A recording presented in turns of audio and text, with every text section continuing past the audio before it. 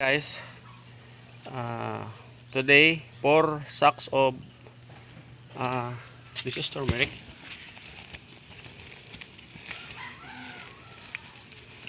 4 sacks of turmeric has just arrived, and we will assisted by journal. That journal, Ivan, and where is Hob? Hob, that is Hob. So they'll be today. This is episode 1, and we'll be going to sort. I will show you how we process the sorting so that the soil can separate the fingers of the turmeric. So 4 sacks, and this is 40, how many? 48, 47.5 kilos. Okay, lipat transfer. Okay, all this sack will be arranged here in our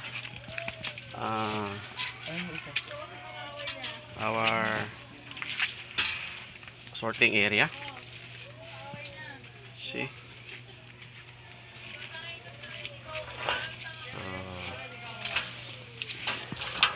okay, yes, yan. Okay, actually this is the third sacks, 59 kilos.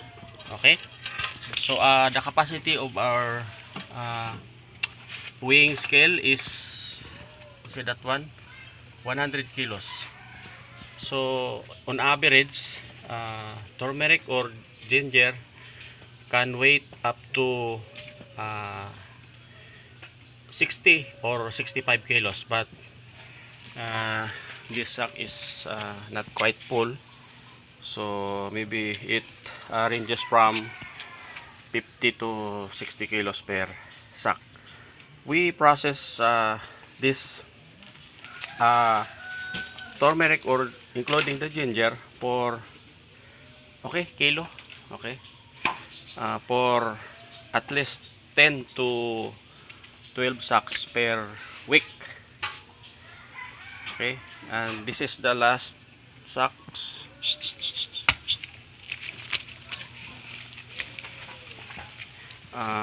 This is the last sacks. So see, 53 kilos. Okay, 53 kilos. This is the routine where our personnel do during sorting activity. So I think, can you get the silver? I think the one who do the sorting or separating fingers, I think Ivan will do the task. Okay, Ban? So Ban, pwede ka na magsimula, Ban. So see, this is the can be called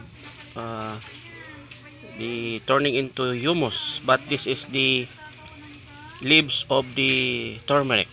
See, this is the finger, the fingers of the turmeric. We do not include the mother plant because the taste is very pungent, or say the taste is not good. So see, this is turmeric, and this one, this is the ginger. So this kind of plants we process. So see, it's not clean. There is a soil that can be seen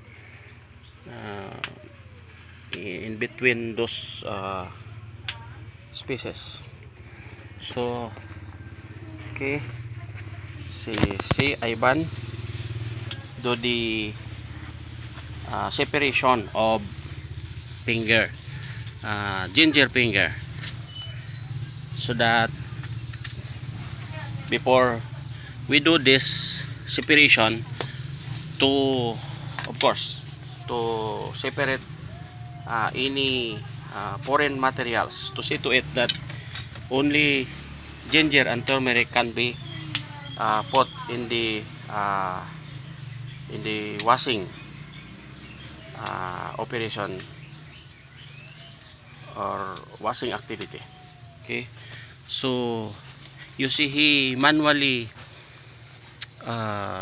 separate the, and sometimes those see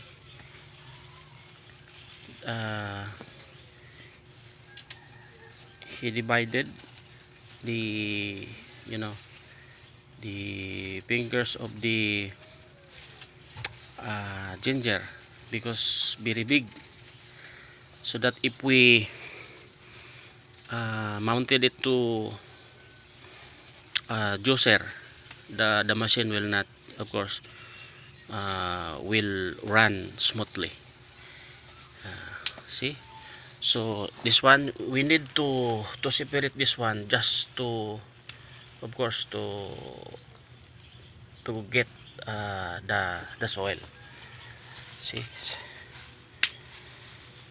so this is the, I will show you the husk of the turmeric.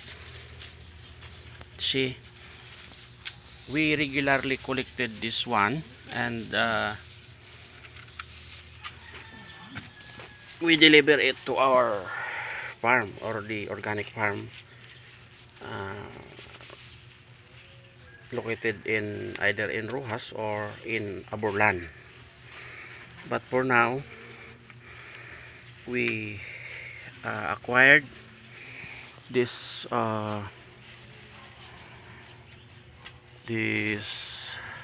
ginger and turmeric from our local supplier in the municipalities of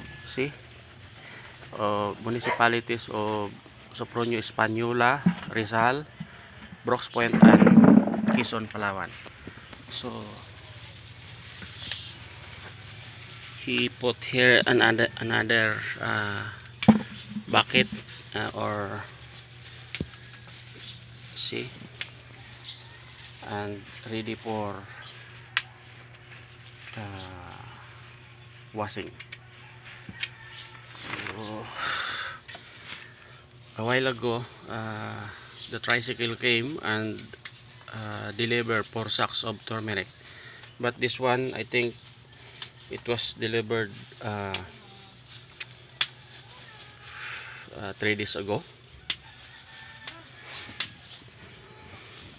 You need to do this one, so that it will not be deteriorated.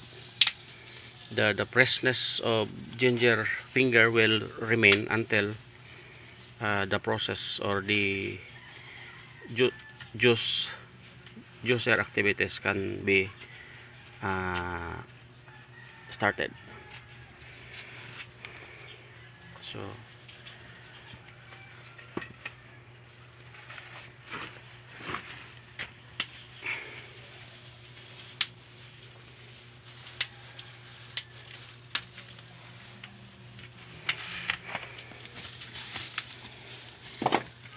this, for additional information, this husk can be mixed with soil, intended for our, you know, I have planted ginger in our farm to ensure the continuous supply of raw materials, because we need to cook up 12 sacks per day, so that the production will continue. So what's this? I think this is mushroom. I have video that showing you uh, mushroom tribes in the husk, but of course there's a mixing potting materials, soil and other organic matters. So this husk that has fiber is the husk of ginger, and this one is brown, turning the color actually is orange, but you know, if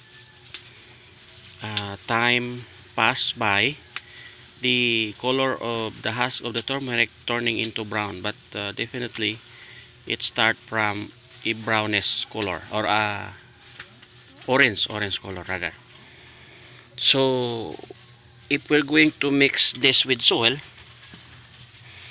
actually we included also the rice hull.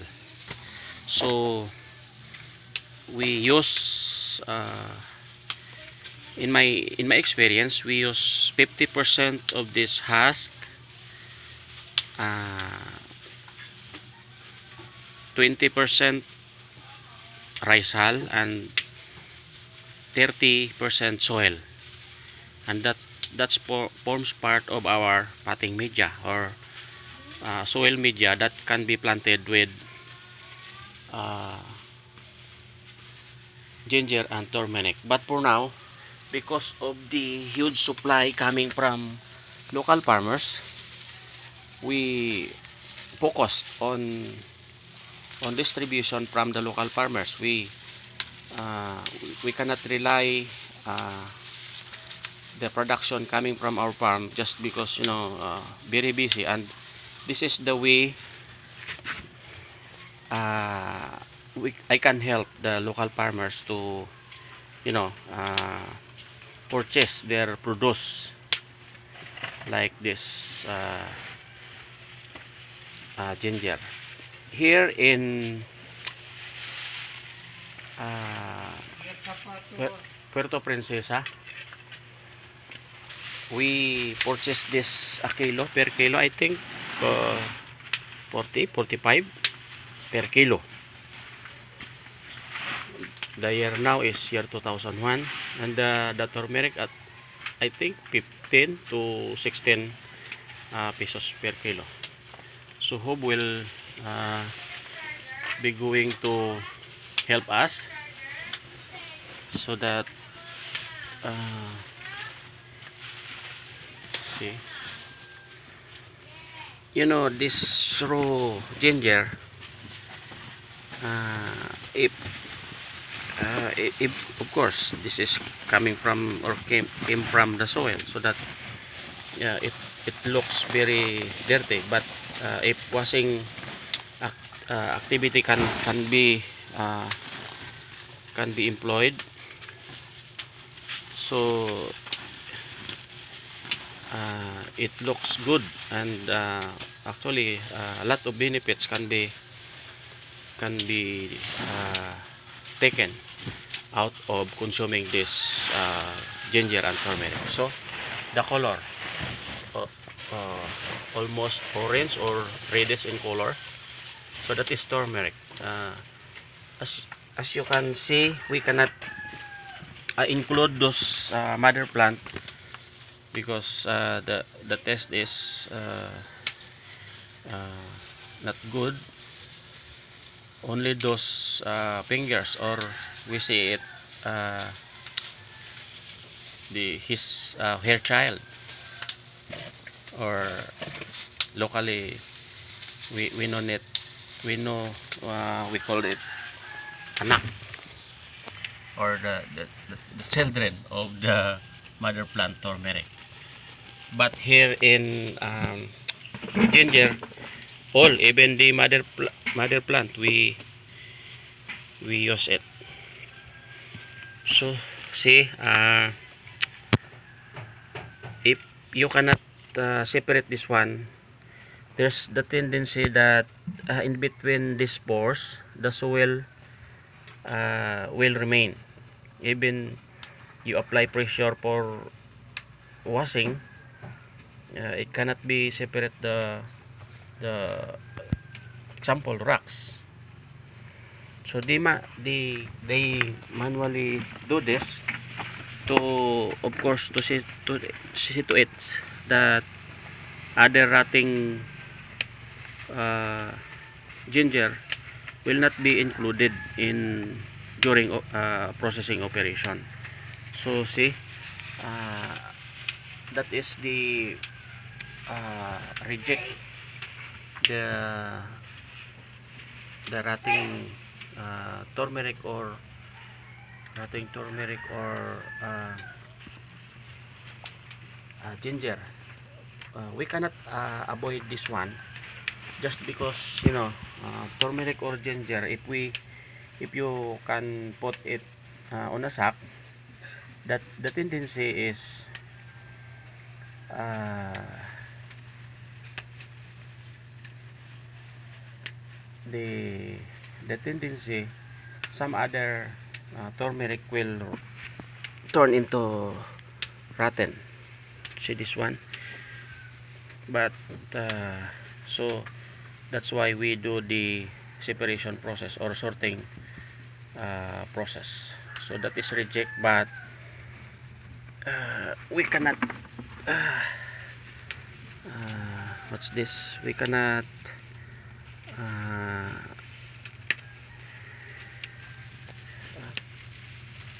put this one into garbage just because that rotting ginger will be included in the making of compost later on. So see, the husk is this one and the rotting turmeric is put in here. So if we are going to resack this one, the husk including the rotting ginger, I think this could be reach up to 10 sacks all. So mounted of rotting turmeric. I think this mount of rotting turmeric and the husk is it's, I think, 3 months. So because of the rainy season, I cannot instruct them to put on a sack and deliver to the farm, because if there's a rainy season,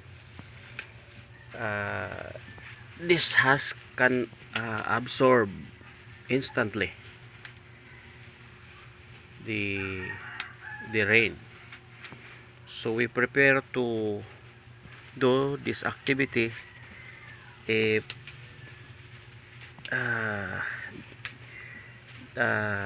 the sun, of course, will shine. So how many hours do you do this kind of processes? Ban, ilang oras ban? Ano po, depende kung ilan yung lulutuin. Okay, but kung sa